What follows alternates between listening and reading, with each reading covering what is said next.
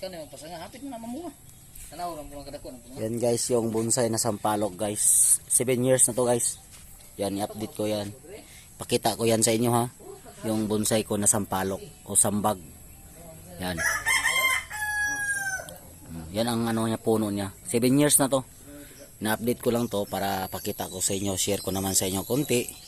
Para makita yung forma niya. Parang okay na yung forma niya.